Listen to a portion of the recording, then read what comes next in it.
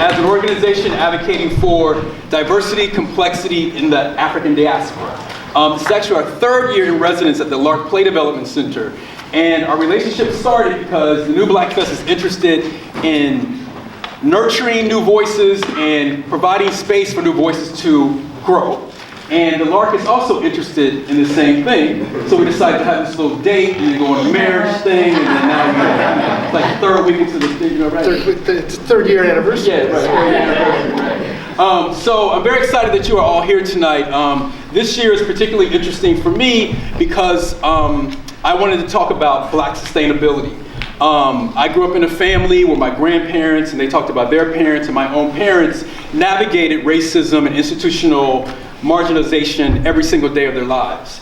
And when Trump 45, or whatever you want to call him, or whatever that is, the new regime, let's just call it that because I don't want to judge it, but the new regime took place, and I'm thinking to myself, how am I going to navigate this? How am I going to sustain my existence under this new leadership? And I thought about my parents and my grandparents and my great-grandparents and how they navigated their lives and racism and all the things that I'm dealing with today. So I wanted to have like a current conversation about Black sustainability and what it looks like today. So I will end that because I'm going to let the panel talk more about that. But Lloyd's going to talk a little bit. Hello, everybody. My name is Lloyd. I am the Director of Artistic Programs at the Lark. For those of you who might not be familiar with the Lark, our mission is to provide transformative support to playwrights within a global community. And what that means is we have a bunch of different programs designed to be useful to writers in very different ways. And that includes a series of strategic partnerships like this one, and it's our incredible honor to be able to partner and be a part of the kind of vital and visionary work that the New Black Fest and Keith have been doing. So thank you for being here and for being a part of it. A couple of quick housekeeping things. You'll find in your program there's a little white envelope, and there's a birdhouse out by the table where you checked in. The Lark is an organization where we raise 99% of all of our income from contributions from individuals and organizations that make it possible for us to keep all of our programming completely free. So if you're in a position to make any contribution, whether it's $5 or $500 million, just fill out this form, put it in the envelope, and put the envelope in the birdhouse out there. All of the proceeds for tonight and all throughout the week will be split between the Lark and the New Black Fest. Because we also need cash. Let's just get realistic about that. Part of sustainability. Part of sustainability. And on that level, I want a few shout outs to some of the funders who make this program possible, including the New York State Council on the Arts, state agency, and the New York City Department of Cultural Affairs in partnership with the City Council. And also the Ford Foundation, which supports the New Black Fest, as well as all of you who contribute to our funding campaigns and whatnot. Yes. Please silence your cell phones, but if you want to tweet your thoughts, impressions, whatever things that you want to tweet, please use hashtag TNBF17. Yes, yes. And so we're going to leave the stage and let the panelists come out. Before that happens, though, I want to introduce you to one of the associate producers of the New Black Fest, Lisa Rosetta Strum, who put together the panel tonight. So Lisa will come out with the panelists as well as the moderators. So enjoy yourselves, be engaged, think deeply. Thank you.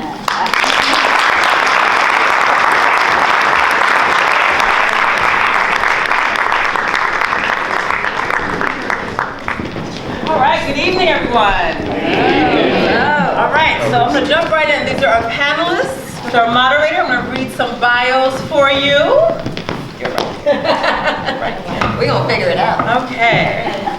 So on the end, we have Dr. R. LaRue Lewis McCoy. He is an associate professor of sociology and Black studies at the City College of New York. His research concentrates on issues of educational inequality, the role of race in contemporary society, and gender equity. With specializations in race and ethnic relations, his research and activism grapple with the areas of education, youth culture, and public policy.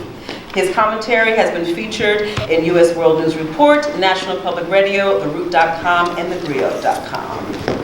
All right, next.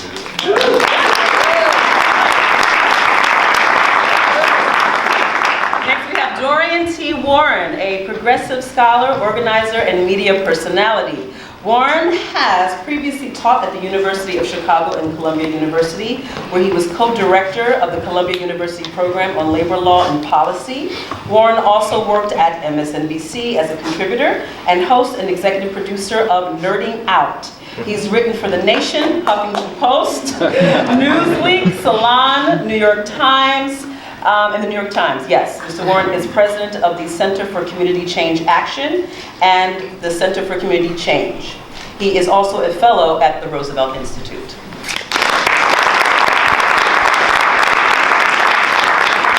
Next we have Yvette Carnell. She writes about politics, international and cultural issues for Your Black World, and is the founder of Breaking Brown. She served as a congressional aide to Senator Barbara Boxer and later to former Congressman Marion Barry.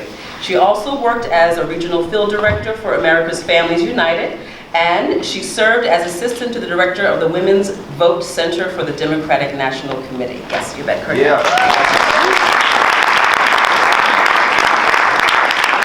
Next we have Duarte Jaradino. Yes.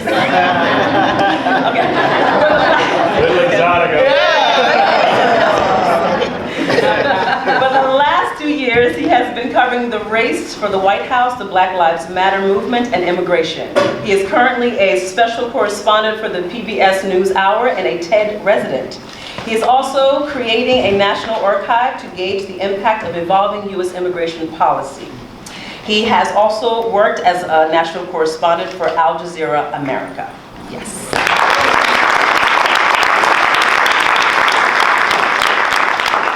Next we have Tressie McMillan Cottom, PhD, is an assistant professor of sociology at Virginia Commonwealth University and faculty associate with Harvard's Berkman Klein Center for Internet and Society. Millions List named her book Lower Ed, The Troubling Rise of For-Profit Colleges in the New Economy, one of the most anticipated nonfiction books of 2016. She has published on race, class, gender, education, and technology, and is co-editor of 2 academic books, Digital Sociologies from Policy Press and For-Profit You from Palgrave Macmillan.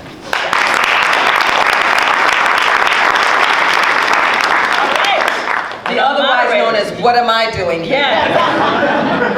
Our moderator, Miss Michelle Wilson, who's currently on Broadway in Sweat.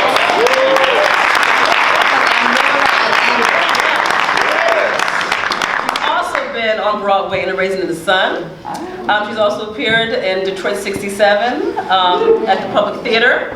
She's also appeared at the O'Neill National Playwrights Conference, the LARC, Classical Theater of Harlem, and NJPAC. Selected regional is Baltimore Center Stage, Detroit Public Theater, Premier Stages, Steppenwolf Theater Company, Goodman Theater, Stella Adler Theater. Her TV credits include Blue Bloods, ER, Reverse Cowgirl.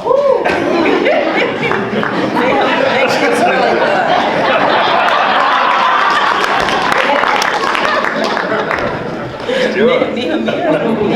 Nehemiah at the 2014 Pan-African Film Festival, Sync, and The Bicycle, also at the 2014 Pan-African Film Festival. I give you your panel, ladies and gentlemen.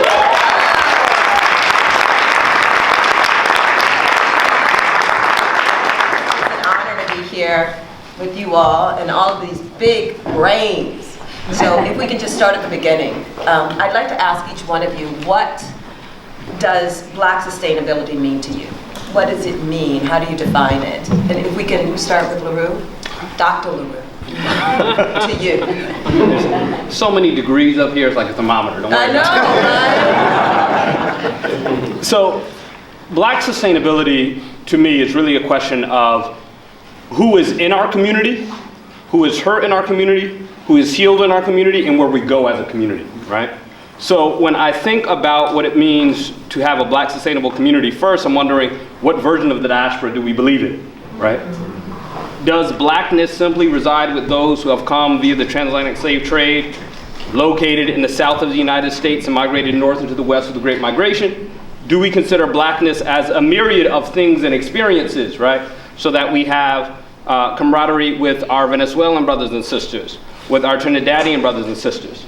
Does it mean that we extend the boundary so far that Dorian's good friend, Rachel Dolezal, comes in?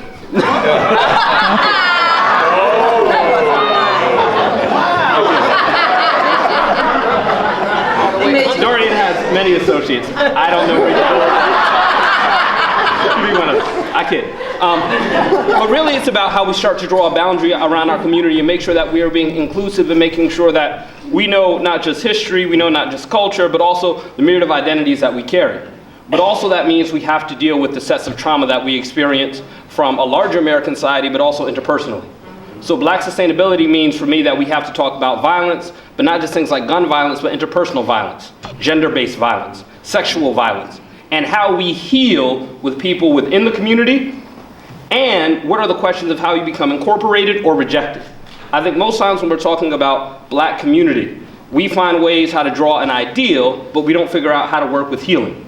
And so for me, Black sustainability is about healing individually, but also socially. What are the institutions we have that we can rely on? What do Black schools look like? What do Black communities feel like? And how do we make sure when we're out of balance that we have a system of regaining balance so that we have a circle of life that is incorporating people from a range of perspectives and identities and ideologies? Can I add a caveat? Sure. Black sustainability in the age of Trump. How does he compound? Yeah, I think it compounds it in a myriad of ways, right? So one of the things that these executive orders are on Front Street putting out is this question of immigration, right? And protection. And many of us think of immigration, it's been framed as a non-Black issue, right? When 500,000 African folks are undocumented and dealing with this, we have to be much more nuanced in how we think about it. I can tell you the number of conversations I've had where someone said to me, but like, how many Black folks do you know who are really impacted by Trump? I'm like, every last one of them. Because whether it's immigration, whether it's HUD, whether it's public education, the institutions that we tend to be located in, the set of budget items that we've seen coming out of this administration means that we're under attack. And not the same attack we've seen before, a much more concentrated one. Awesome. Dorian, Brendan, Rachel Dolezal. Yeah, I know, it's not. Yeah. He just threw you under the bus. Okay, he just threw me under the bus What and does dropped the Black mic. sustainability So in first, the age of Trump? Yeah. can I So just if we thank can- Lisa and Keith Joseph Oh. for... Absolutely. And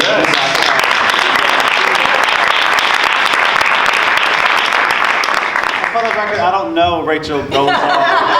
Just in case, I know this is on camera, so I just want to clear everything up. I do not know her. We could have a conversation about trans Blackness another time. So the question of Black sustainability, there's two things that come to mind for me. One is it just takes me right to Flint, Michigan. And the poisoning of little Black girls and Black boys as children, right, as babies. And so sustainability actually takes me to the word survival in a real way in terms of the toxicity of racism and white supremacy and all the other terms we want to use. So at one level, Black sustainability before the age of Trump, because Flint happened in the age of Obama, dare I say it, it was about survival and creating the conditions so that everyone can thrive, right? Everyone has the capacity to thrive and live a full life. So we had work to do under Obama. We have double the work to do now, and Dumi just outlined in terms of the immigration issue and how Black immigrants get erased from the discussion, right? When we think of immigrants, we tend to think of Latinos and Mexicans specifically. Now, as New Yorkers, we're actually privileged, right? Because this is the most diverse city on the planet in some ways, so we have a different notion of who immigrants are. But for the rest of America, Black immigrants get erased. So we have to, one, make sure people don't get erased in our community, whether you're a Black immigrant or you're a Black trans person or whatever your identity is. We have to make sure people are visible.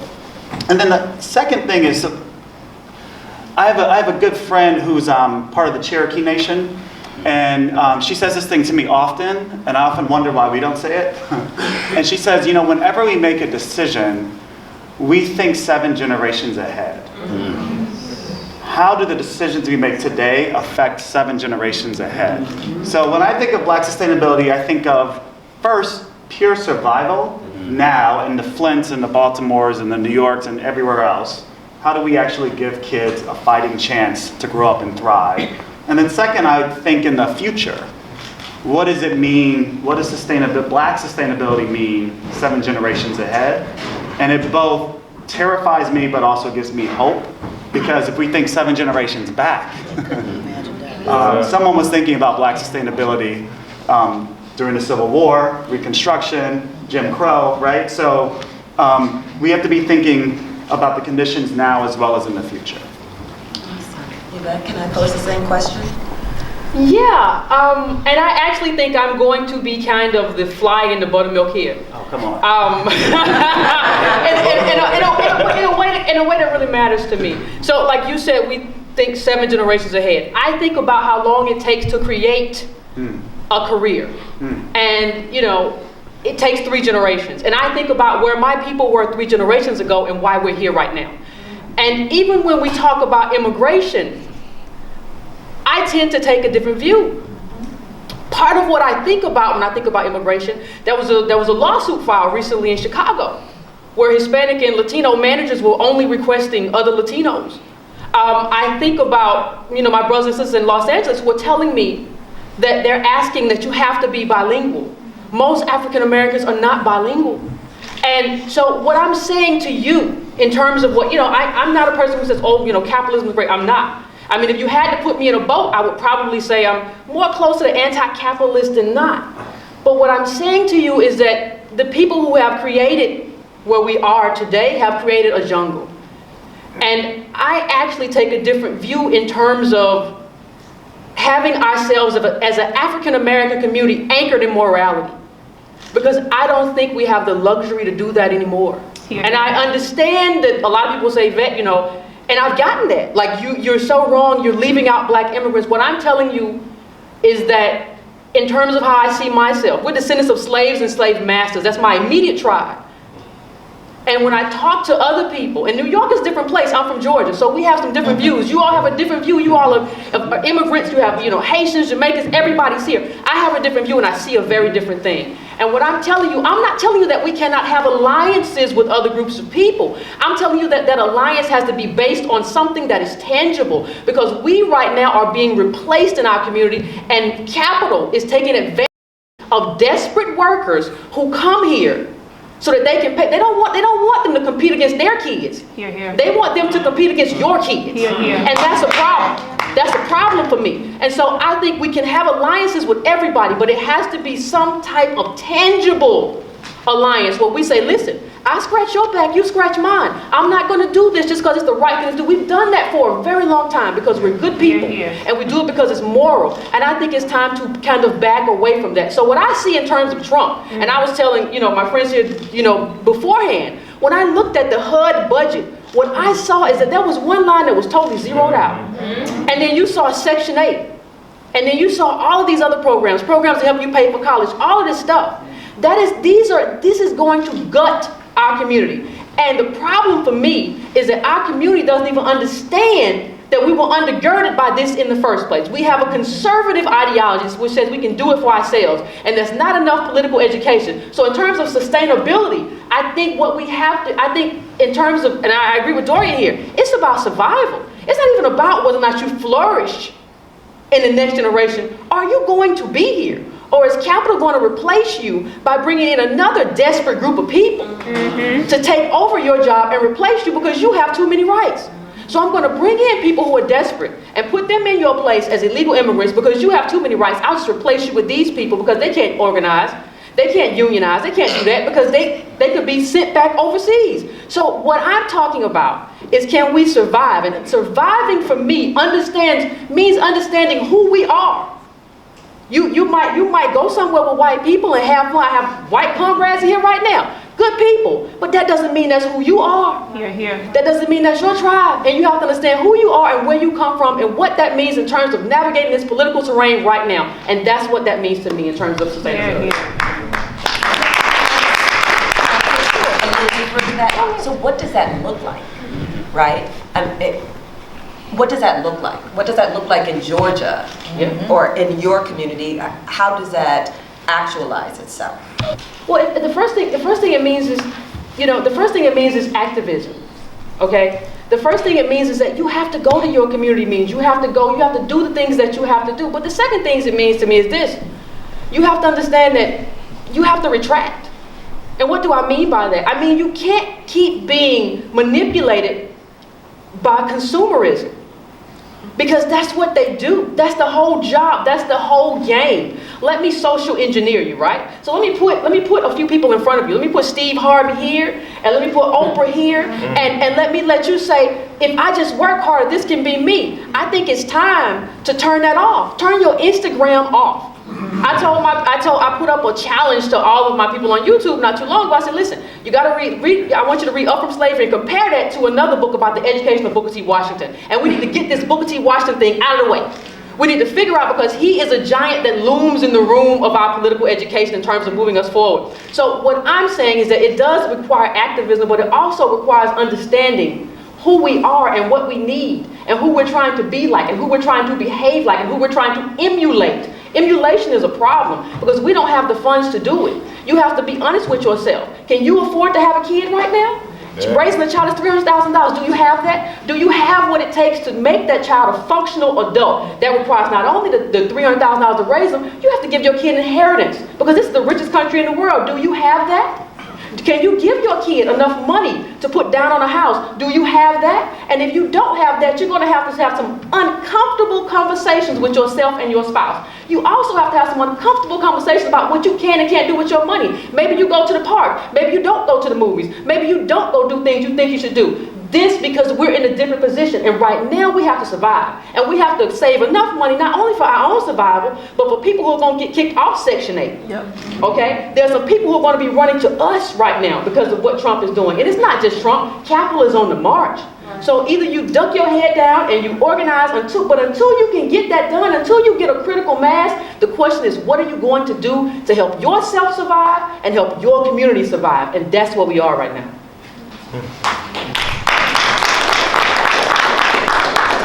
No pressure. But make it good. He's picking up the microphone. I don't speak as loudly as you, so I need a mic. It's, dovetailing off of what you said, I represent, in a lot of ways, old school desperation and new as Afro-Latino, right? So I'm very, very familiar with the undocumented world. But when I lost my accent, I became just purely a black man, right? And this is how I live my life. But people call me, I speak Spanish, and I'm surrounded by folks who are clamoring to take those low-wage jobs and who willingly do it for a better life. So in this city, Dominicans are the largest immigrant group. And so they represent a black immigrant group that is also Hispanic, that is running away from the threat of instant deportation. But to answer your question, so what does sustainability mean to me? I remember as a boy growing up in the 80s in the Bronx, we didn't have a lot of food. And my sister and I, we had one peanut butter sandwich left. And so what we decided to do, actually we had two peanut butter sandwiches left. But we didn't know what tomorrow would bring. So we split that peanut butter sandwich and we took the other one and wrapped it up so tightly in plastic wrap. And said, don't touch it tonight, because we need something for tomorrow. And so we ate that half a peanut butter sandwich that night.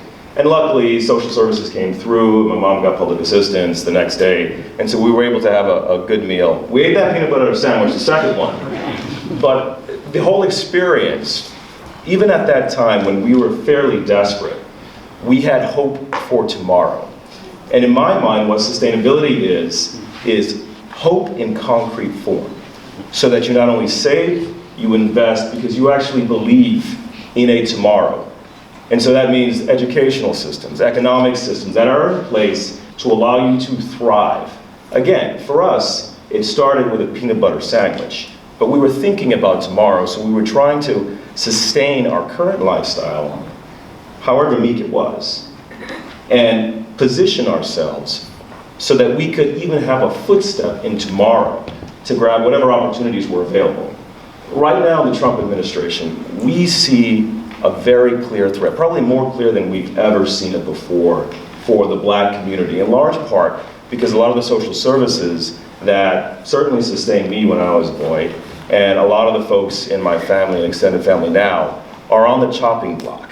Because right now, there are a lot of forces at play. To your point, capital is coming on strong. And as a person who studies and writes about economics and finance, I see that. But I also see an administration that is bucking a trend for the direct advancement of people of color in favor of a system where everyone should compete on a so-called equal footing.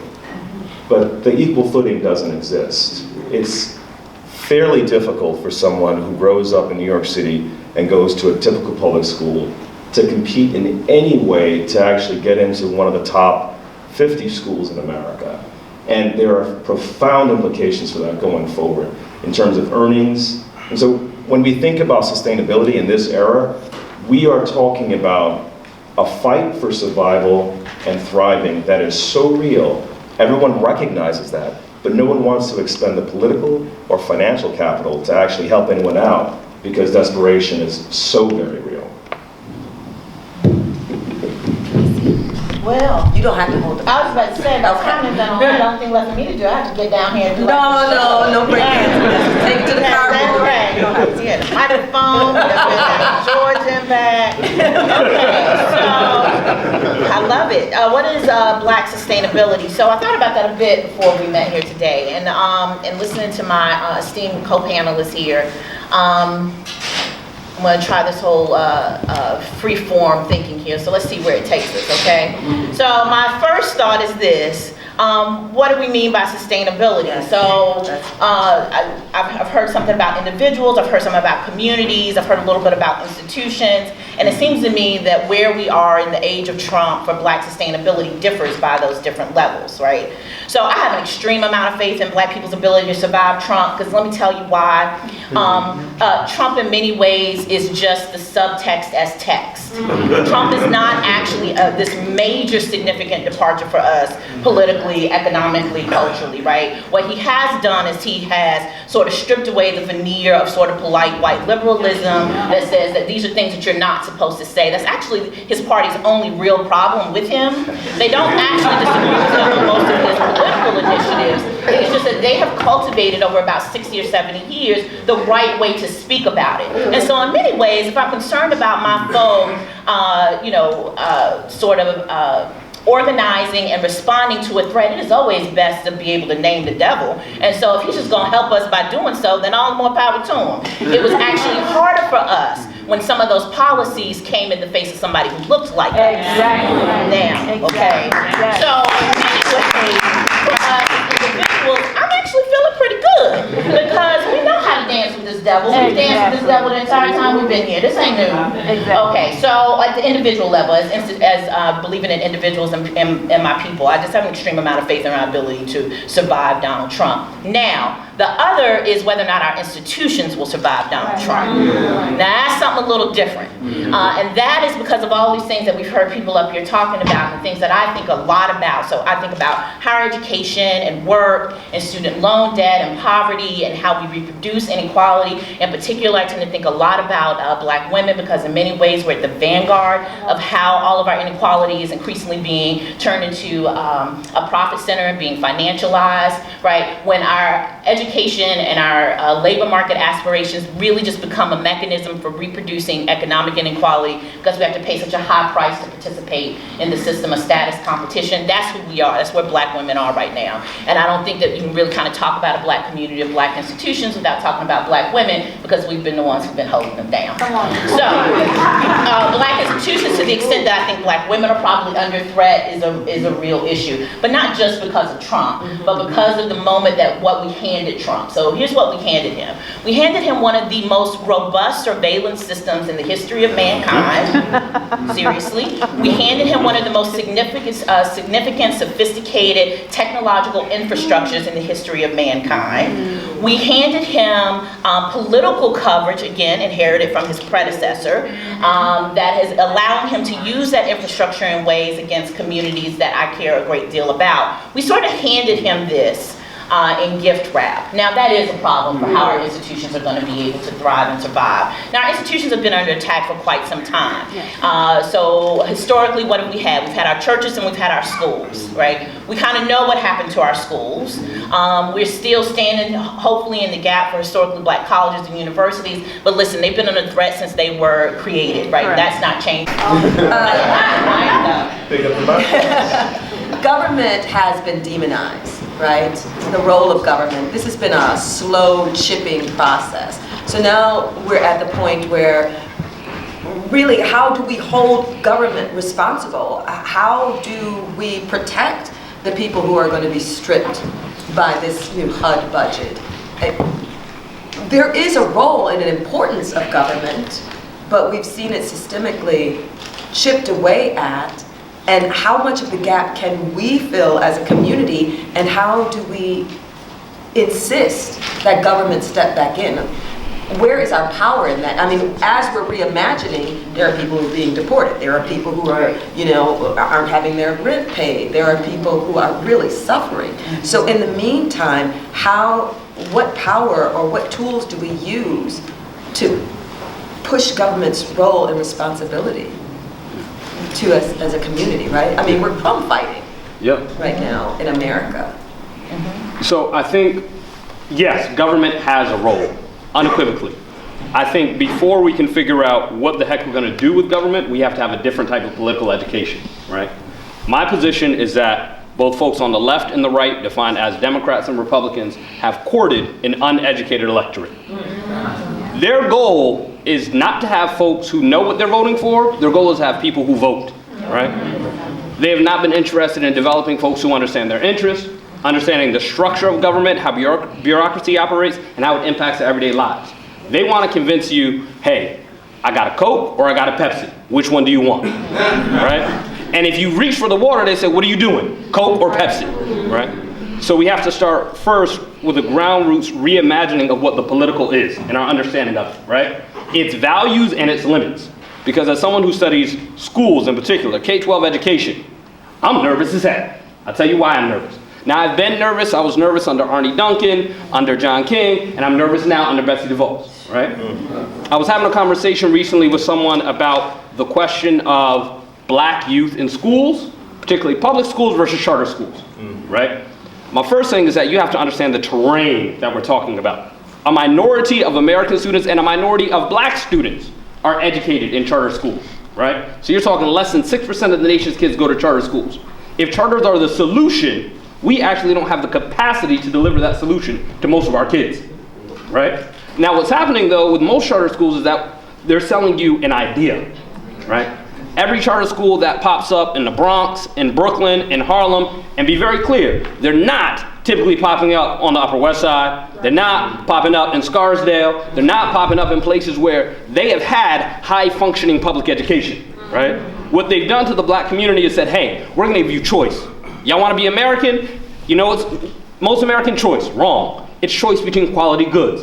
And what they're offering is a non-high quality good in the form of charter schools, and often a non-high quality good in the form of public schools.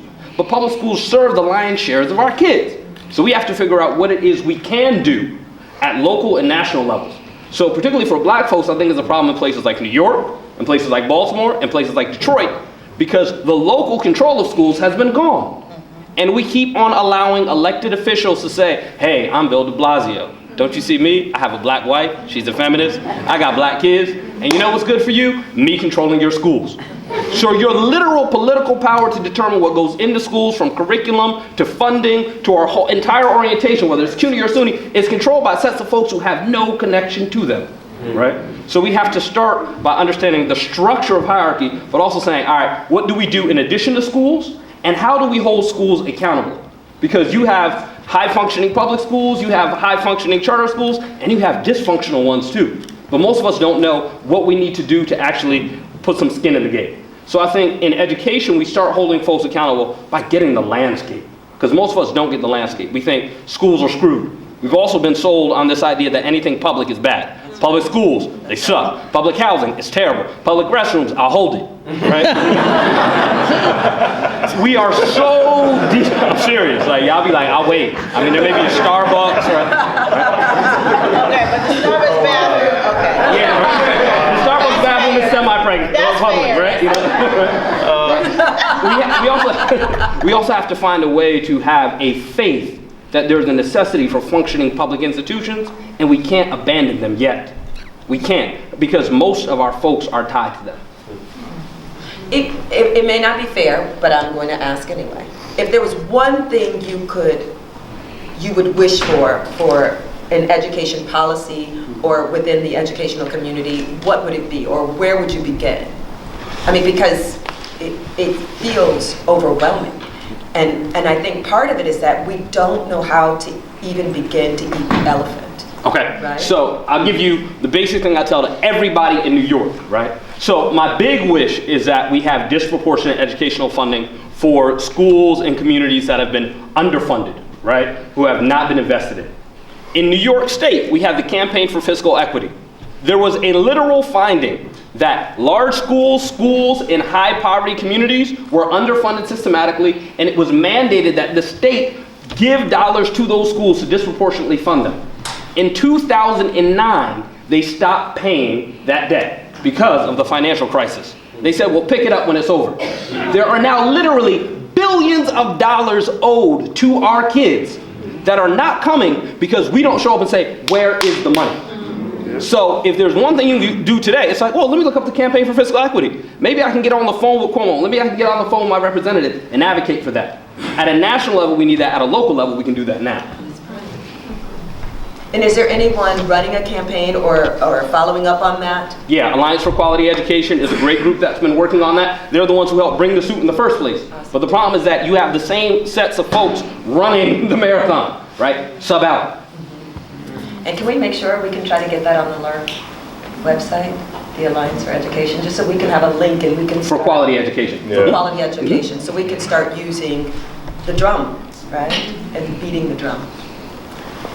Hi. Hey.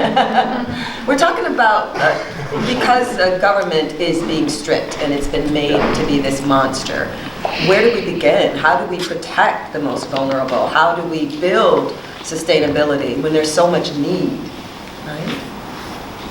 Everyone's been dropping a mic on this panel. I'm just enjoying listening. Oh, that's awesome. Yeah, I'm like, oh wait, I got to answer a question again. So here's how I think of the role of government in terms of what we do. And in this era, right? I mean, in particular, where it's like there's a bloodlust of. Now's the time. Can you do that one more time? This is like the knife. So actually, you know, the place I start to answer that question of what we do now is what my colleagues have already said. I actually have to start historically to learn some lessons, because we have been here before in some ways. My mother always says history might not repeat, but it sure does rhyme. So if you think of the first 25 decades of this place, it was slavery. First 25 decades, slavery. And then we attempted this thing called Reconstruction. Right? We had a civil war, and then for 20 years we expected to reconstruct the democracy from the first 25 decades of slavery. And then we lost the political will, and it's not the collective we. White America lost the political will for Reconstruction.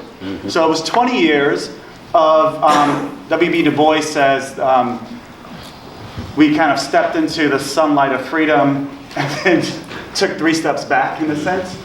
So we had one Reconstruction after the Civil War.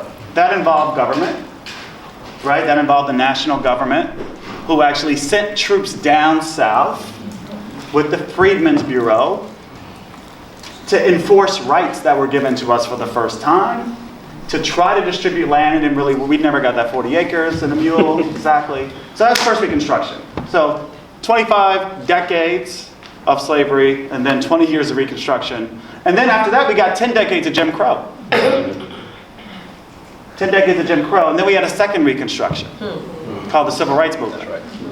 But that wasn't that long either. Because if you started, you know, we can debate it, historians debate it, let's just say it's early 50s, people say 55, Montgomery bus boycott. By 75, it was over.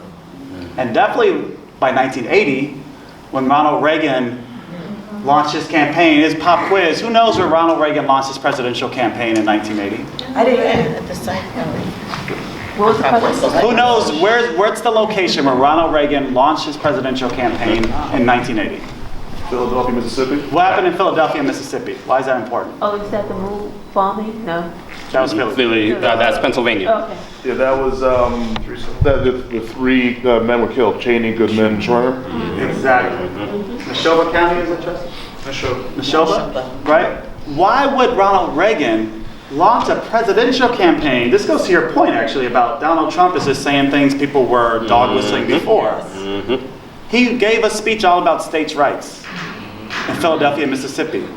That's where he launched his campaign. So definitely by 1980, the second Reconstruction was over.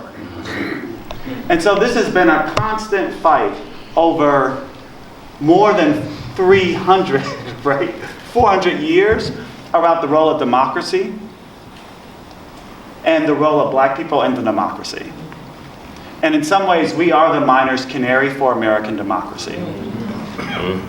You can actually just look at a black woman, that'll tell you everything you need to know about the health of our democracy. You got to unpack that. You just can't say that.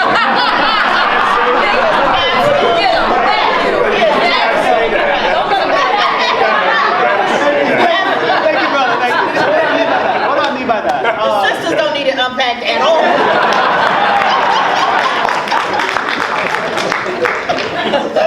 I'm gonna let y'all argue that out. But on every indicator, right? On every indicator, infant mortality, education, job access, the right to vote, that how clean is the air? Do you live next to a toxic air? Like every indicator you can imagine, right? You can look at race, and you can look at black people in particular, and I would say black women specifically, as a measure, as a symbol of how healthy the overall democracy is. Because I'll end on this, and then tie it into the role of government. Y'all remember, I lived through the 80s, we lived through the 80s, and there was this thing called the crack cocaine epidemic. Oh, yeah. And so the response was what? War on drugs. We had already started incarcerating people. And then it was welfare queens, so we had to take away social benefits from people who were using the money to buy crack. And what people weren't saying is, but maybe deindustrialization has something to do with what's happening in cities. Maybe white flight has something to do with what's happening in cities. Maybe, right? But no one was saying it's economic pain and deindustrialization that was happening to black people in the 80s. So we just had this narrative of criminality and bad behavior. So fast forward, what's the explanation for Trump? Oh my God, white people are addicted to opiates. Because there's economic pain in rural America, and people have lost jobs. And so there's a meth epidemic, and there's an opioid epidemic, and we should therefore feel sympathetic. And we should. It's just a little infuriating to me that we're having a very different conversation when it happens to white America, when we were the miner's canary in the 80s. For what has happened the last 40 years to people. So all that to say, the role of government. Tie this up. Inspiring, isn't it? So what is the role of government? I do believe there is always a role for government in terms of black freedom, but we have to fight for it and demand that we take ownership of the democracy. We wouldn't have gotten freedom without fighting a war and amending the Constitution as part of the first Reconstruction. That involved the national federal government. Second Reconstruction Civil Rights Movement, none of us would be sitting here but for the role of the federal government in particular, right? Advancing rights, advancing the democracy, even though there was retrenchment. So the question for us, I think, in this moment is, what does a third Reconstruction look like? And how willing are you to fight for it in this moment? Not for yourself necessarily, but for those 7 generations ahead. How willing are you to fight for it? I know how to organize, we know how to organize, we have the methodology. As Tracy said earlier, we've been doing this through churches and community organizations and unions and other stuff for hundreds of years. So we know how to advance the democracy, we know how to do Reconstruction. The question is, what is our generation's role in this moment? towards advancing a third Reconstruction. Very good.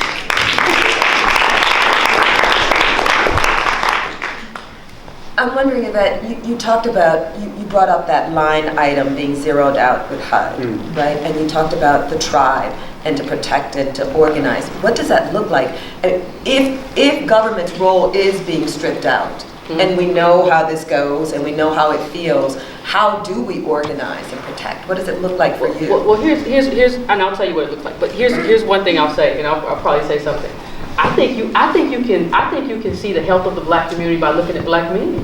That's what I agree too. I think when you look at the incarceration level, like it's something insane, like 10,000 per 100,000. Like when you look at that, there is no other place on the planet with an incarceration like that, and that's not the result of an individual failure. That's the result of systemic failure, and we said nothing, and we did nothing. That is worse than South African apartheid.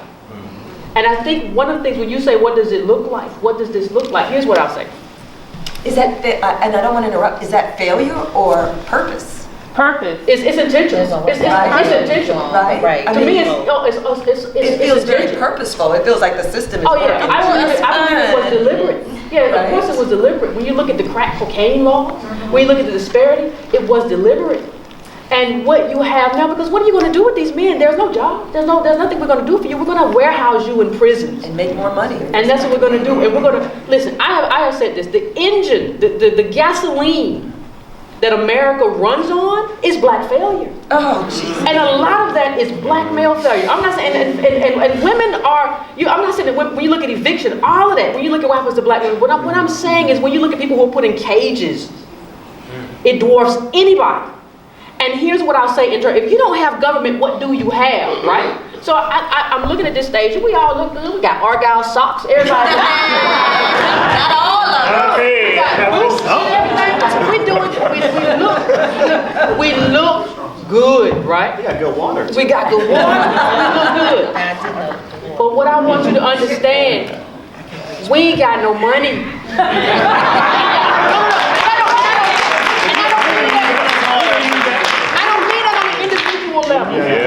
I mean, we have to stop viewing ourselves through aberrations in our community, right? So the middle white family has $100,000. The middle black family has $1,700, and we're not outraged as a community who built this country on free labor. We are not outraged every day of the year. We say, no. We can do it for ourselves. The first thing that has to do, there has to be a lot of unlearning that has to happen. This conservative ideology that is passed off as empowerment has to go away. It has to die. It is a zombie ideology that is still with us and neuters our politics. That's what you have when you have President Obama going to Morehouse saying we don't have time for excuses. You're looking at a group of men who did everything they could to navigate around excuses to be there on that day, and he said that I was offended for them at that moment. And so what I'm telling you in terms of what this looks like, I'm telling you that we have a lot of unlearning to do. Because there's a lot of stumbling blocks that are in the way of our politics. But the first thing that we have to understand is that we don't have, I have white people tell me all the time, well, white people are poor too. Yes, but you have an actual class structure that makes sense. You have a super rich, you have a middle class, you have a lower middle class, you have poor people. If you look at our line economically, it's flat. It is flat. And the only way that happens, it goes back to intent. Is it intentional? So what I want us to focus on is not like, I'm not saying this because I have a problem with it, but I don't want to focus on anything cultural, anything. I want us to focus on the fact that, listen, they have in vivo transfers. That's money that's given in a lifetime. That's what they have. We don't have that. So in vivo transfer, lifetime transfer. So stuff that comes to you from your parents, from generational wealth, grandmama, everybody. That stuff comes down. What I want to say to people is that the people think of the wealth from slavery and say, well, yeah, it's still in the system. We think of everybody from, J.P. Morgan to everybody who was Carnegie, everybody. But the poverty is in the system as well. And that poverty is manifesting day in, and day out. And until we find a way to say, hey, we don't have it, and it's not our fault. That's not something that I should feel bad or hang my head about because we're here. We didn't have to be here. We didn't have to get here. But we have to come to a point where we understand who we are and what we have been robbed of. I don't see going anywhere until you get beyond that point and understand that. And understand that I'm talking about in a deep emotional space. Like this is who we are. And we've been robbed of everything. And so how do you get that back? You know, cultural, I think sometimes we, like I said earlier, we see ourselves through these aberrations, the people who got away. You're not supposed to build your life on somebody who escaped. Your life that's supposed to be built into the system. If I do X, Y, and Z, I get this. That's the way it's supposed to be. It's not that way for us. Everybody moves the carrot. Somebody says you graduate from college, you're gonna do this, and then you move the carrot. Somebody says you go to grad school, you get this, and then you move the carrot. That's what happens to us day in and day out, day in and day out. And people wonder why we go crazy. Like so, and so that's what I think when people say, what do we have to do? My first thing is like, what do we have to unlearn? Here, here. I just want to say the whole black failure as a gasoline not only blew my mind, but hurt my feelings so bad. How do you even begin to communicate? That hurts my feelings. It hurts my spirit. It's so true. Look at the. There was a great article about Mississippi and said that there was a prison there that and there weren't as many prisoners and people were like, well, what are we gonna do about revenue? You're building your life. Our failure is built into white success. Exactly. And until we realize that it's not about competition. You know, I have a good friend. I talked to a good friend of mine, Attorney Moore, out of Los Angeles. And he said something to me that I found very important. He said, "Listen, Yvette, it's not about a race, and we're just behind because we got a slow start. We are the shoes that white people use to run on." Yep. That's who we are, right? And I think once you start understanding that, then you begin to understand what has to happen and how it has to happen. How you have to organize for material well-being. I'm talking about, do you have food? Do you have clothes? Do you have shelter? I don't want to hear about you appointed some black person to anything. That's not my thing. If you can find me a white leftist who can do that, I'll be with him too. I don't have any. I don't do this identification through pigmentation or whatever you want to call it. If you can do this, if you can put money in black people's pockets, I will be there for you. And I think that's what we have to say to our candidates. Our biggest problem is that we don't have wealth. And even when you look at like somewhere like Stanford and Harvard, that's great. But a lot of those places are expressions of wealth. That's where those people go to network. They got it when they get there, a lot of those kids, right? So what we have to be is like, where's the wealth? And who's going to give it to us? It's that simple to me. I don't talk all the time about ideology. I talk about how you're going to put money in our pockets. How you're going to get us above this space.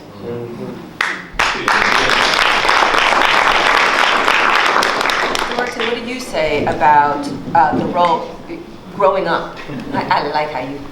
I don't speak as loudly as you, so I need a little bit of amplification. You know what you need, man. Growing up in the Bronx in the 80s without, and you could probably be considered a classic, pull yourself up by the bootstraps, right? You could, but what role did government play? What role?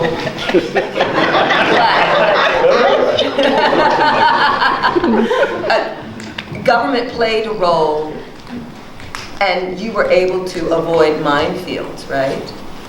Literally, being able to avoid minefield. But I'm always a little weary about suggesting that you have to be extraordinary. I mean, I think it's one of the great challenges for Black America or even folks of color, the whole notion that you have to be a genius to be middle class. You're valedictorian, so therefore you can afford to have a car in a garage and all this stuff. And it's too much of a burden. One of my colleagues focuses on mental health, and she says part of the reason that as people of color, we actually have a higher incidence of mental health issues is because of the stress. And particularly, I find that folks who are sort of slightly above average and sort of are struggling, as soon as you don't feel like you can make that level of perfection, you feel as if you've failed. I have a lot of mentees and I say, you don't have to be Einstein. You are amazingly productive just being yourself. And so a lot of folks say to me, oh, you must have done really well in school and done all that stuff. And I said, I did, but I paid an extraordinary price for that. One that I wouldn't want anyone to do. I'm a big fan of education. I know I'm here with all these PhDs. But I always counsel people, the most expensive education that you can get is the one you don't want. And there are a lot of people who force themselves to go to college and take out all this debt because they believe as soon as I get this degree, someone's going to take me seriously, they're going to open the doors, and it just doesn't quite happen that way.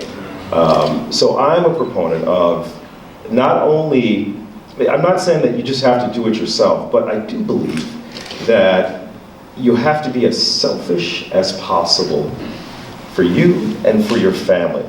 And know that in this world where capital is becoming king, so just for an example, in Manhattan, nearly 25%, 1 in 4 people who lives on this island is a millionaire. And there are trillions of dollars on this one island that are our neighbors. But in this world where capital is king, you have to think, not only am I voting when the presidential race comes, when the midterm elections, but every dollar that I spend, every person I choose to engage is a vote for the system that I want to exist. So don't spend money in places that don't support you. Find out who they are. Now, there's a lot going on in this world. So there's a lot of information, and the new secrecy is not keeping information from you. It is inundating you. Yeah. So it's like, I can't deal with it. Most people I know don't even open their paper mail anymore and rarely listen to their voicemails because it's just too much. It's too much. One thing I always suggest to folks is live your life in a way that is not only authentic, but so uniquely geared to what you want, what your life is, how you live. Really take a look at how you live, and therefore make every decision based on what future can best advance you. That is the first step. It is the easiest step, and it's going to help you literally take people and say, okay, you're talking too much. I know that you are trying to delay me. I mean, I was doing a story once, and I knew there was this interview that I wanted to get, but there had been people who were thrown in my path, literally, to misdirect me. And I do this for a living, so I know how to find those folks and say, wait a minute, you're wasting my time telling me, okay, well, explain to me exactly what you want. Explain to me, if you just tell me better how I can help you, then maybe and then it becomes very clear soon enough that if you're wasting my time, you are giving me way too much information that's not really in line with what I want, and there's something up. So I can't stress enough that I want all of you to be incredibly selfish about the education, about what you eat, about where you live. All these things will literally help you move forward very quickly.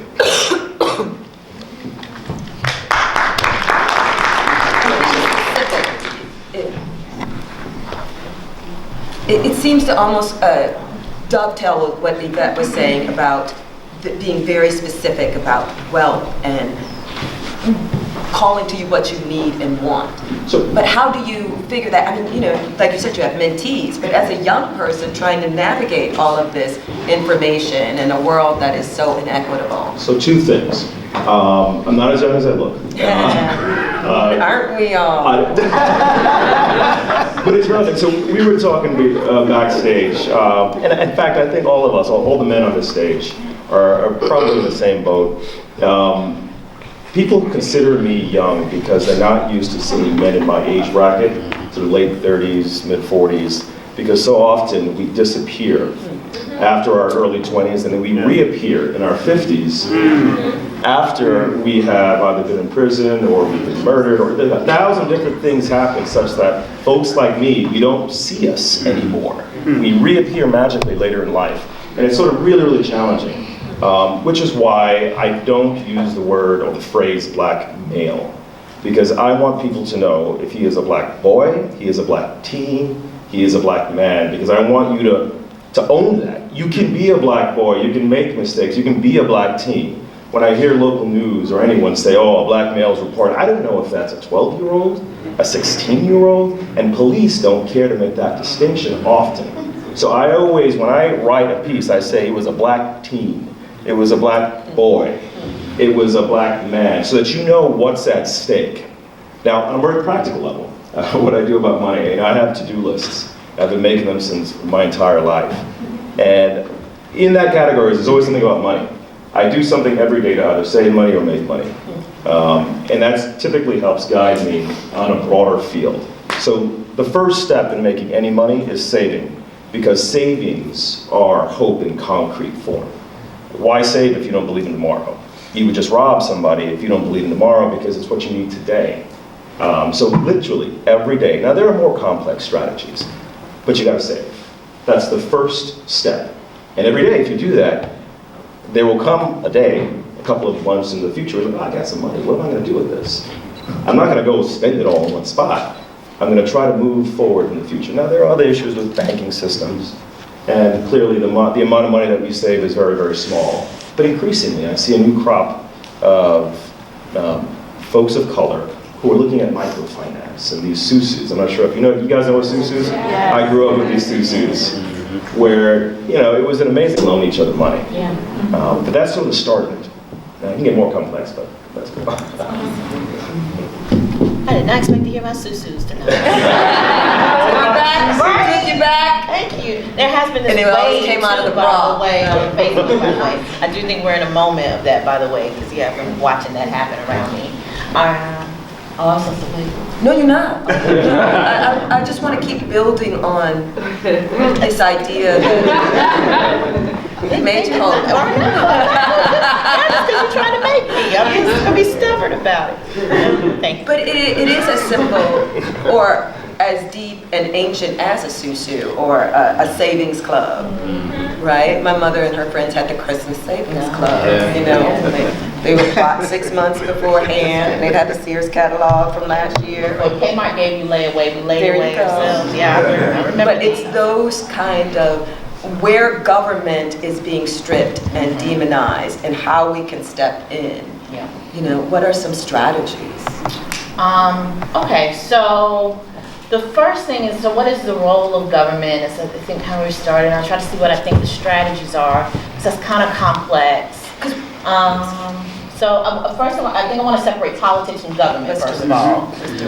So politics, I think we should be doing all the time, and that's something sort of off to the side. Like, right, politics is when we communicate with each other, when we cooperate with each other, we're always doing politics. Now, whether or not our politics are reflected in how our government represents us are actually two different things.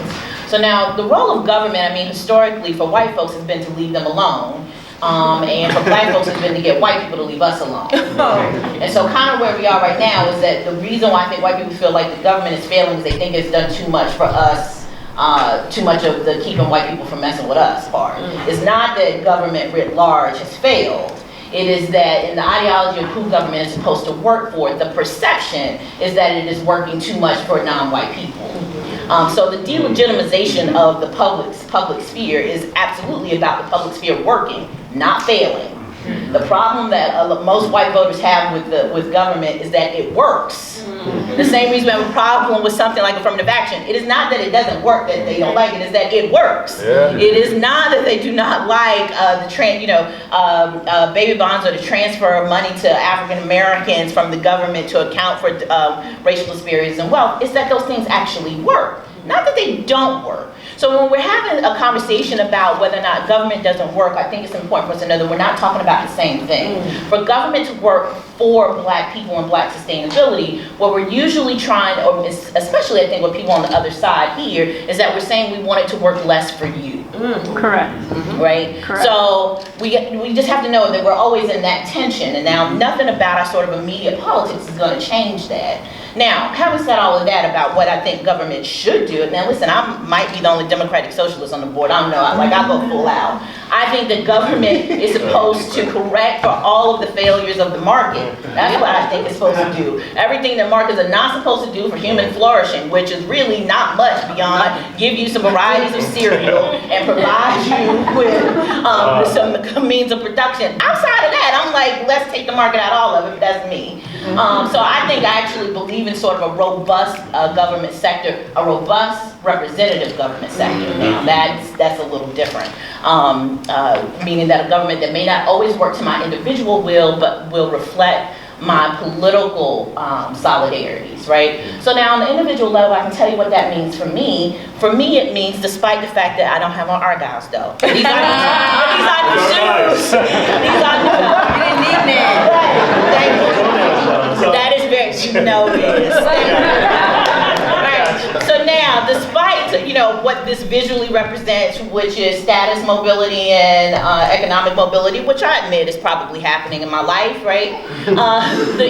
Let's be real about that. Here are the choices that I make. When I go vote, I try to figure out what is it that's gonna help poor black women in my community. I don't vote my interests, I vote theirs. If that means that my taxes go up, that's the price I pay for being a black woman and loving us. If it means that, because actually I got news for you. A lot of what Trump is proposing would be good for me individually.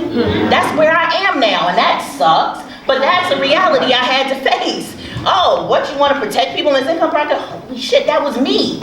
And I realized that's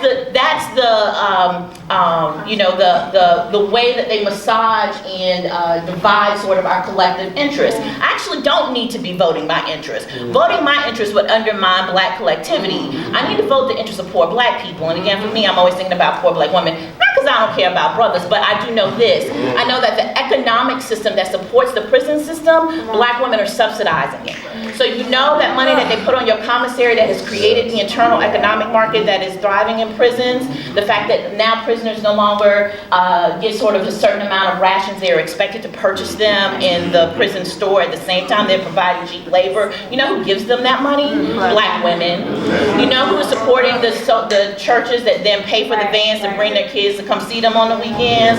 You know who's tithing to keep them churches in business? It's a man in the pulpit, but the money that's supporting it is coming from black women. Black women on average make less than black men. That is still true, even despite all of the structural impediments that black men absolutely do face, and we are doing more with that money to support more people, including black women both in and outside of the carceral system, than the government is doing. We are supporting an entire nation within a nation on a fraction of the income and on negligible wealth. Black women have $5. I'm not making that up to be cute. That's not hyperbole. $5 in savings. That's what we are supporting on $5. So when I say I want to vote my interest, this is why I care about black women. Not just because, yeah, we bad and we fly, and I am politically invested. But to support black women is to support black people, because that's who we're taking care of by and large. So to do that, I've got to vote against my own interests. Now that's at the local level, where this is where the other part of, I think, my response is going, which is, there's a reason why historically we've been so invested in federal government. Federal government is the ones who came during Reconstruction, and it looms so large in our imagination. Every year when we show our kids Eyes on the Prize, and the thing comes, how many times have we seen it now? Right? Yeah, and they show, the federal troops coming down and the National Guard being called up to defend the rights of black people against local governments, which were essentially white nationalist organizations that had the power of the state to kill us. So the federal government has to come in and protect us. I think one of the moments that we might be in right now, and what Trump probably represents, is that government for us probably needs to now mean local and state. And that is a huge historical departure for us, to be fair. It's going to take a mind shift, right? But the focus on how, when they were playing, they've been playing for about a 40-year game now, through voter suppression and gerrymandering, to take control of the mechanisms that most directly impact our lives. And because of our sort of historical relationship with government, we have focused on the federal level and on national politics. And I think right now, especially given what the sort of economic constraints are, we don't have the wealth to matter at the national level in national politics. When it starts costing $1 billion to run for the president of the United States, black people don't stand a chance of being represented in those decisions. Where we actually, however, can still affect some of the levers of government are at the local and the state level. As luck would have it, those are actually the forms of government that most directly impact your life. Right? They're far less sexy, but there's a whole lot more work trying to figure out how they work. But back to, I think, the point that's come out from everybody here is that we're in this moment where we need to learn a new political language and get a new political imagination, and I think that's part of it. So for me, in the concrete, it's voting the interests of the least among us in my community, even if that means that it negatively impacts me, the individual. So having sort of a collective imagination.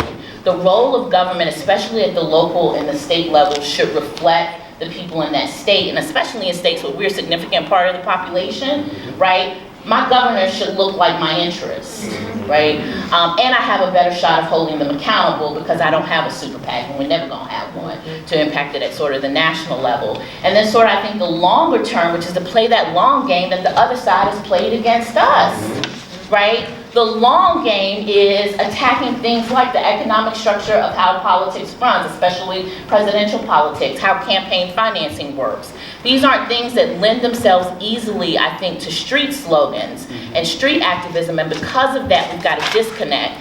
You know, it doesn't make a whole, you know, it's not a good chant to be out on the street saying, you know, I want campaign refinance reform now. Right? Although it's like critically important, and actually the emotional experience of like being on the street is important, so maybe we do need more chants, and maybe that's especially where creative folk need to come up. Maybe we need to come up with something. We need to rebrand it. But the disconnect there is sort of our political imagination of what we know how to do on the streets does not match our political moment of where I think we probably need to be directing our political energies. You know, it's interesting because Trump has done something to the collective psyche, right? People feel, I think that the majority of Americans feel like black folks for the first time, where it's like there is such an aggressive level of insult to what you believe and your survival. Is this an opportunity? I mean, do we have an opportunity in this era to instigate the third? Sure do. To instigate something. I said bring it right now. How do we harness it? I mean, it feels like I haven't felt collectively the American consciousness be so attuned. I mean, you can feel the hair on the back of people's necks is standing up. You know, I was in DC, and there was a lot of issues about the Women's March on Washington, but I had never seen the average Midwestern housewife marching next to me. And it feels like it's an opportunity, but how do we harness it? Because if everybody is so pissed off, do our needs get pushed even further back? You know, and how do we? So it's a lot of questions I asked. So, Dr. LaRue. I'm gonna bring up the skeptical side, because you brought up the Women's March, which I thought was a powerful showing, right? Yeah. And as folks came back to New York, it also happened to be Restaurant Week. So Restaurant Week for me and my partner means I can go places that I can't afford to normally go, right? So I went to a restaurant, white tablecloth, linen, the whole nine, and we happened to be seated across from a table of 6 white women who had just returned from the Women's March, right? And so I'm sitting here ear hustling, right? And I'm a sociologist, so I consider it research. You may consider it wrong. Right? And I hear the conversation about how powerful the march was, and like, in fact, most of the women at the table had never gone to a march. And I was like, yo, that's crazy. They're in their 60s, but hey, if this is your moment, go for it. And then I heard one woman say, quote, "Do you all really think he's as bad as they say he is?" Right? So then I'm like, oh, right. My partner was like, sit back, doing me sit back, and I was like, I'm finna hear this. Right? And I listened to the other 5 white women go around, and the consensus was, he's probably not as bad as they say, and we're going to be all right. Now at that moment, I wanted to be like Jesus and grab a table and flip it over, right? I think that there is a rare political moment where folks are incensed, folks are offended, it's dangerous, but you also have to figure out for your allies in a moment, how deep is their pain, right? And are some folks dealing with they got a paper cut and it hurts, versus other folks who are literally have had a knife stuck in them, as Malcolm would say, and it got wiggled out a couple inches, right? So in a similar vein, Malcolm talked about having no permanent allies, right? You have an impermanent interest. So there are ways in which we leverage these moments of allyship. But don't expect when they come for you, when they come for your folks, the same folks who are their pink pussy hats are gonna be sitting at home like, whoo. Right? So when we're in this moment, and I love the language that we're even building socially, right? This language of resist. And people are like, oh, I can't get on board. I always want to know, what does resistance mean to you? Because even I'm a college professor, I'm an educator. And so everyone's talking about these coalitions for resistance. And I will ask my colleagues, particularly white colleagues, when they come for our students, are you blocking ICE agents? Yes or no? Right? You have to ask each other tough questions, and then we can see where we're really going. Because many of us are like, as the last poet said, we like to play revolution. but niggas is scared of revolution. I want to open it up to our audience. Is there anybody else that just wants to, this opportunity, this period of yawning, do you see it as such, or is it just, we just got to keep on marching forward? And Well, I'm excited about the protest, the uprising. I think this is a moment where we can actually affect change. However, we are using tools that were developed in the 50s and the 60s that may not quite be applicable in 2017. And so I was amazed by the marches. I was out there with Black Lives Matter, covering it, and it became a spectacle. But oftentimes that didn't translate into actually some change. It was a good show, it made good TV, but I think we need to think more critically about how it actually affects change in some substantial way. Because right now there's a movement across the country on local agencies, local governments, to restrict how you protest. You need a permit, don't block traffic, do this, you stay right there on this Sunday when the tourists are going by, and it creates good TV. But I'm not sure it's as effective as it was during the King era. And that's one of the moments where I think, okay, we need to rethink this. So to your point, we see these folks coming out because it's safer to protest. Now, obviously during Ferguson, there was a different beast going on there. But by and large, it's safer now to protest than it's ever been because it's so well contained. But if you stay in that container, I'm not quite sure as a journalist who follows this, how effective you're going to be. But. Can I just add one more thing, because I think the gentleman handled it, but I will say this, there's a difference between the people who protest and the people who are organizing, and while we need both, we shouldn't confuse, as you said, sort of the performance of protesting with the work of organizing. However, we do need both, right? Protest and the performance is usually where you get the organizers. That's how we find each other. That's where you develop sort of the critical consciousness, right? You do need that. But you can't expect those 30,000 people to show up at your meeting on Thursday night for the work of organizing. Mostly because that's just, it's never worked that way.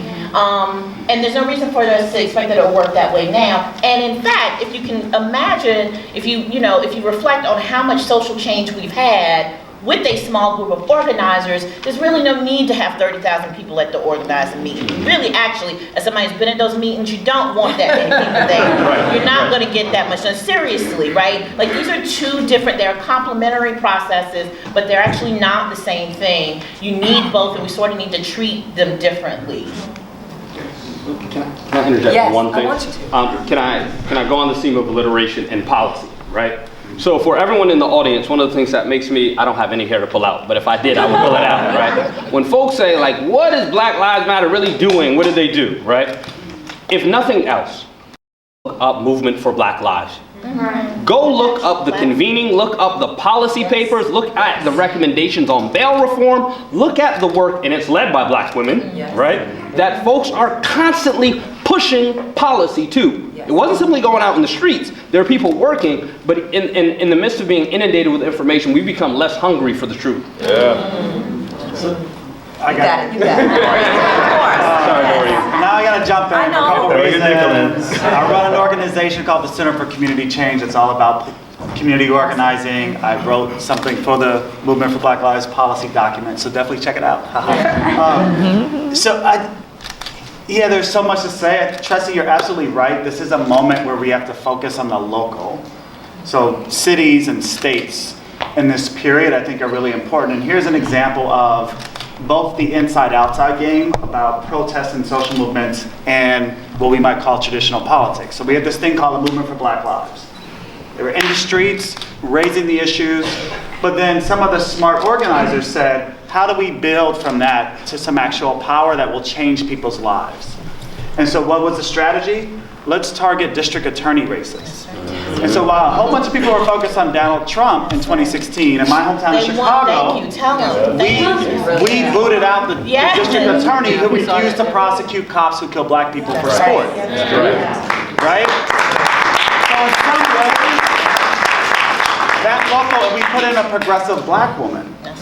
So that would probably save more black lives, that local district attorney's race, than if Hillary had won. That's right. I'm actually willing to say it definitely would.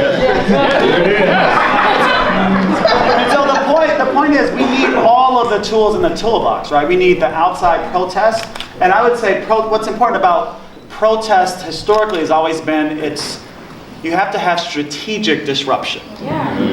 What are you disrupting? How do you shut down, whether it's workers who go on strike and shut down the factory, Right.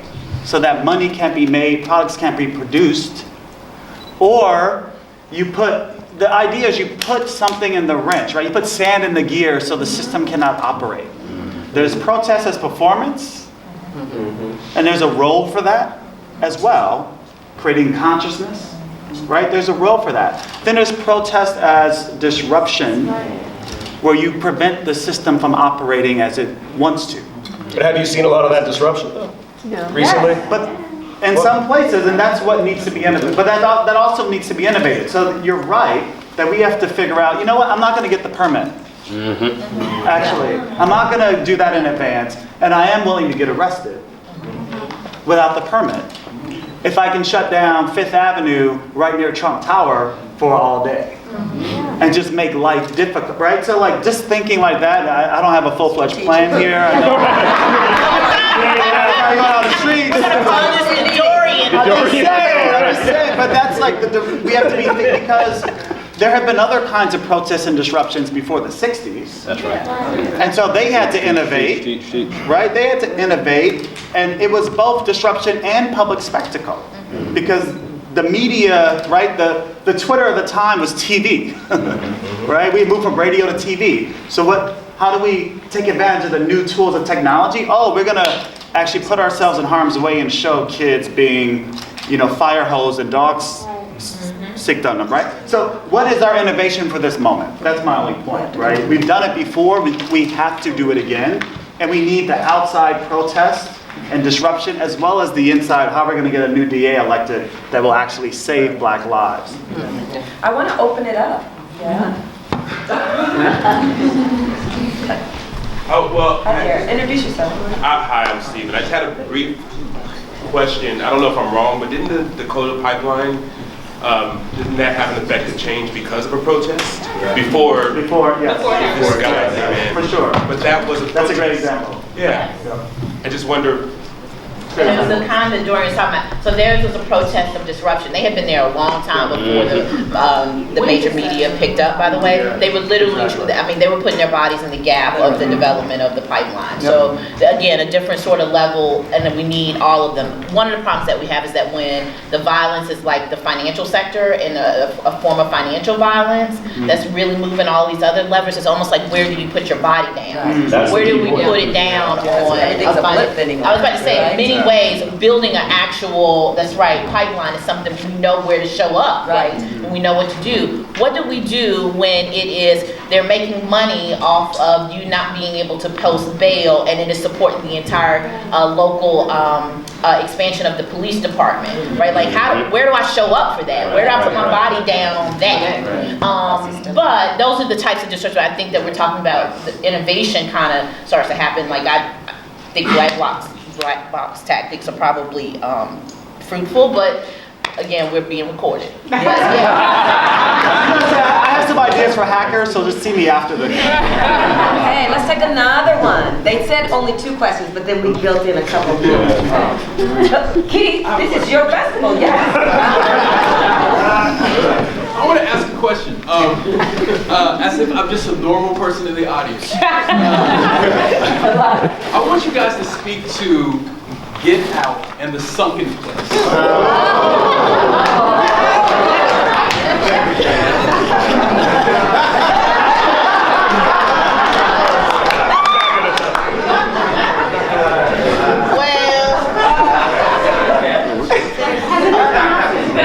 All right. Oh yeah, has anybody not seen the movie? Somebody says yeah, and I never, I feel like I give you 2 weeks, and people just need to get on the train, or get off, but you're right. Like, what did it mean, or like, how are we dealing with it? Like, what? How does the Sunken Place impact sustainability or survival? did Get Out sort of introduce a new layer to Black authenticity, Black sustainability? Does that make sense? Yeah, kind of. So let me just tell you my experience of That would be Get great. Out. So when they first, I mean, it's going to be one of these moments, I think, culturally, right? I mean, it's already made its, you know, what is one of the top grossing films now of all time. I think he made it for like $15. It's amazing.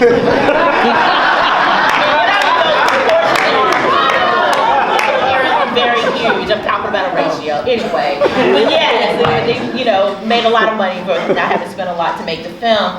Well, I remember the first time I saw the preview, and I was in a theater with a fairly mixed audience, but I remember feeling the air change when the preview ended. And I went, oh, yeah, we gotta see that. And the preview alone had been enough to spark sort of conversation. So I'm also a sociologist. I tend to teach undergraduate and graduate race and race theory, right? So of course, brought into the classroom, and I'm teaching it to my students.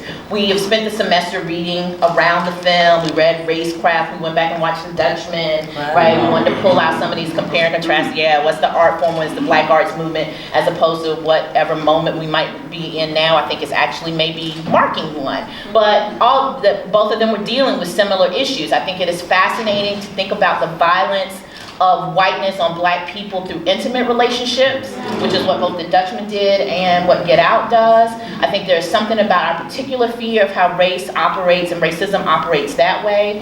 I think it matters that in both of those cases, the protagonist is a Black man, right? It's not just playing with sort of structural racism writ large, which it is, but it is this way that we live structural racism every day that is actually, I think, always the most terrifying ways, right? You can know that Donald Trump is racist, and in many ways it doesn't change that your paper is going to be delivered on Tuesday, that you're going to take the route that you do to work.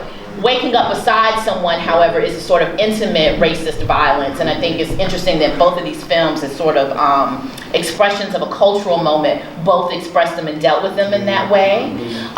What's been fascinating for me is to watch my students struggle with the language, which brings me to what I think, I mean, this is mostly a failure on our part, and I will own being, I guess, old enough now to say of that generation, where what we did not hand down to them was a framework to talk about any of these things. And again, I'm dealing with students who are in college, but have sort of all of the performative symbols of being Black. I mean, you know, everybody's got on a kente something, I'm going to kente ceremony, you know, we got all that part down. And none of these students, however, had any of the language to talk about what that film was making them feel. So many of my students have now seen it, that I know why I made so much money. All of them have seen it now 3 or 4 times. They're like going all the time.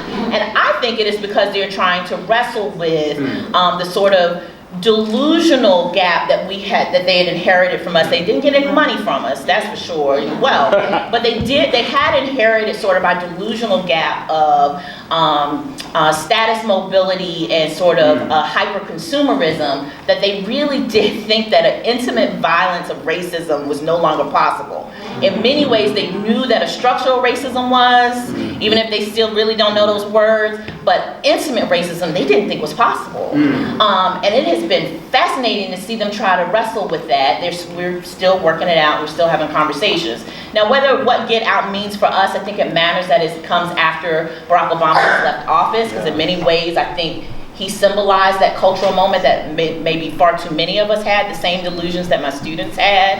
And he is giving people who did, that movie I think is giving people who didn't have a language to wrestle with those things, a language. So the fact, for example, that we would call it the sunken place, I think is standing in for us discursively for the idea of white supremacy. But remember, we'd stopped using these words because these were no longer polite, because we'd had the Cosby Show and we had the Obama's right. We weren't even supposed to have this idea. I think maybe one of the great things this film will end up leaving with us is a new language, which is always very exciting for me as a person who thinks about and engages with those things.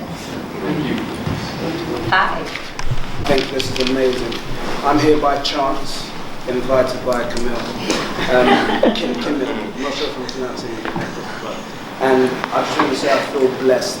I'm not saying this lightheartedly. I've had chills, I've become quite emotional listening to the panel. And the reason is because it's not often that we see a group of powerful, intelligent politicians reflections of ourselves. I think that's not, we just don't have it enough. I almost want to try and tweet and broadcast this everywhere so that people can see it. I'm an actor from the UK. I'm only here because I'm on tour doing a play somewhere.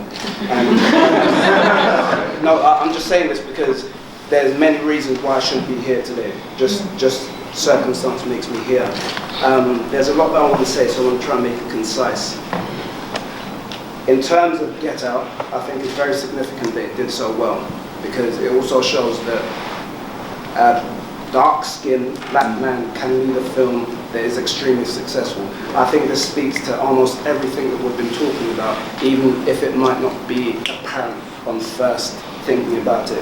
That's something that we should take with us, to know that all these things that we're trying to work towards and we're trying to propose are possible. So when you said that you have faith in us being able to withstand, I agree, because this shows that.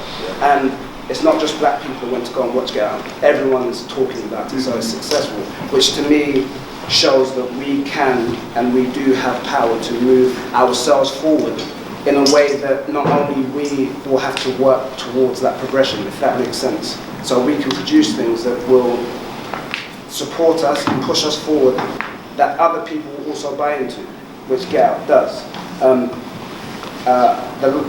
Sorry, I know this is supposed to be a question, I'm really sorry about this, because I feel like I won't have another chance to do this. I have a play that I'm putting on next week, and this is not a shameful plug.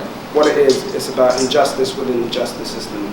It's going to be at La Mama Theatre, and the reason why I'm raising it is because it's speaking to everything that we're talking about. I think that to connect everything, Get Out, the play, and what you've been discussing, I think one key point, and I want you to answer or give your thoughts on this, is that we feel that we're very separate.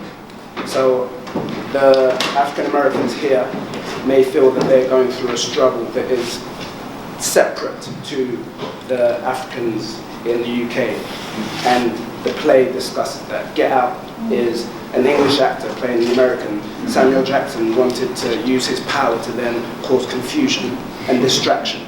It's a distraction, because I think one of the most important things for us to understand is that if we realize and accept that we are one, then we are unified in that, in our progression. But also when we're being oppressed, they don't say, oh no, we won't oppress you because you're African American. We'll oppress this person, so we're all being oppressed together. And I just wanted to ask you if you had any comments on that, or if you had any thoughts on how we can better understand that, because I think that's one of the major things that we haven't got around to. We still feel like we're not all in the same basket being prodded at the same time by the same oppressor or the same constraints or the same enemy. Are you talking about the whole diaspora, or just African Americans versus the Brits? No, the whole diaspora. You know, it's challenging because so much, we were raised to see differences amongst us, to say, you know, something happened to him, but he was doing that, and therefore it can't happen to me. And it's very, very challenging to see. One, I always believe that every life is the same size, right? There's no life that's bigger than another. But so much of what we have been taught is, okay, if you do this, if you do that, you won't get arrested. You won't be in prison. You won't get shot. And that's a very difficult thing to shake. Because once you shake it, you realize we are all in the same pot. In the diaspora, we are struggling everywhere we exist. In the US, you know, I keep on looking at the numbers. You know, we are about 46 million black people in the US, and that is, by itself, bigger than about 200 countries. Like, we are a country in and of ourselves. If we include the diaspora, we could be powerful, but there's so much at stake.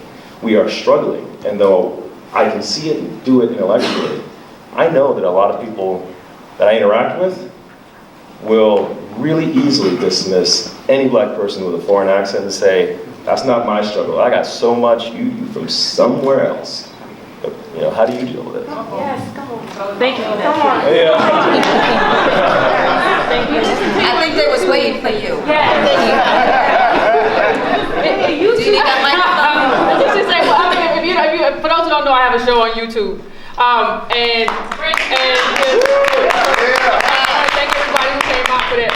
I'm trying to say this in as polite as a way as I can. No. And I'm not saying that we are all not oppressed. I'm just saying that we're not all the same. And I think there has to be some allowance for a distinction, right? Like I don't think you can view what it means to be African American as whether or not you can hail a cab. That's how Obama got us. Well, I have a hard time catching a cab. That's not it. Like, and I'm going to say something, and some people will be upset, and that's my life. but what Obama was, there was so much of who he was that was created by white people. And what do I mean by that? What do I mean by that? He had a white grandfather who had a white grandfather who got him into a private school, who called it in for a friend. So what I'm saying, we are African Americans, we're descendants of slaves in this country, and we, like if you live in Nigeria, you might get beat up by a Nigerian cop. We live as a minority next to a majority that enslaved us. So what I like to have, I think we need to have some space to distinguish ourselves. Now that doesn't mean that we can't, and this is something I say, it doesn't mean I can't be an ally with you, because yeah, we all oppress people, and when you find black people all over the world, they're oppressed. We can have some kind of allyship, but I don't want to erase the distinction that we have as African Americans and our specific claim, because of our labor in this country, our specific claim to the wealth in the richest country that the world has ever known. And so that's where I kind of push back against that a little bit, because I see, I went to Howard University. There were times, one of my good friends while I was there was a Nigerian, but his father was a minister in government, or had been. He schooled in London, right? So, the question I would ask is, he has money. His parents paid in cash. Is it fair for him to have access to that affirmative action? Okay, that's a question that I would ask you. Is it fair for him to be able to access that, as opposed to a kid from Southside Chicago, as opposed from somebody in Swats, Atlanta, a black kid there? Is that a fair thing? And what I find, it's a very interesting interview Sandy Darity of Duke did, and he said something to this, like, there are some African immigrants who are a little bit more docile, and so they're coming here to get their education, not coming here to protest about black people being hired and things of that nature. And so he said, I've talked to people in admissions who said, yeah, they kind of bring them in because they're trying to do that. There is a lot of nuance. In terms of being black people, one of the things we have to understand, no matter where you come from, is that white capital is using you to manipulate each other. Yes. And saying this is just the same, and they're moving us around. So I would want us to understand that distinction and difference. It doesn't mean we can't work together, but I tend to resist this, anything that makes us all, that views us all as the same without distinction. Because I'm sure you have a distinction if you're Haitian. Like if you people talk about, well, Yvette, we've all been oppressed and we all went through stuff and well, listen, if you're Haitian and France decides to pay reparations to Haitians, I'm not gonna come over there and say that's my check. It ain't. I'm gonna say good for you. You finally got them to pay you back for everything they stole. I hope I'm next. That's what I'm gonna say. So I think we all have our struggles and we can all do our own thing and we can all work together. But I'm gonna push back. I just push back a little bit. We get to say that one day. Yeah. But there is an after party. Y'all ain't gotta go home. Yeah. It has just been such an honor, and it's just been an honor. Thank you all so much. Thank this panel, please.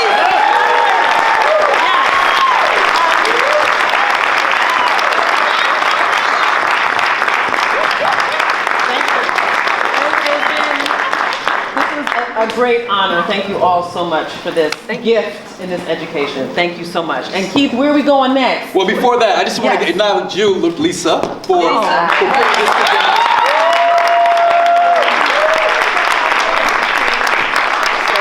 So thank you. Also want to thank the LARC team and also the New Black Fest team.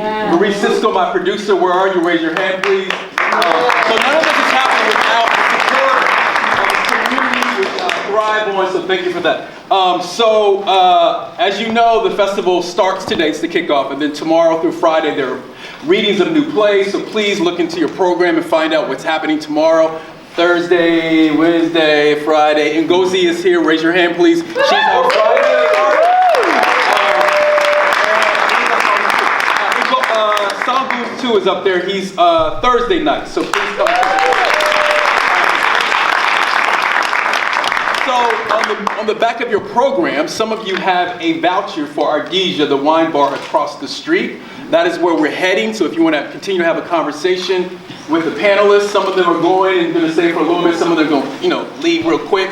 So get over there quickly. But if you have a voucher on the back, you get a free drink. If you have a voucher and you plan not to go to Ardesia, please hand it to someone in the room who does want to go, or put your program at 10. Okay, because we don't want to waste no. No, we don't. But again, thank you guys for all being here and for supporting this conversation and supporting the New Black Fest. Thank you. Yes.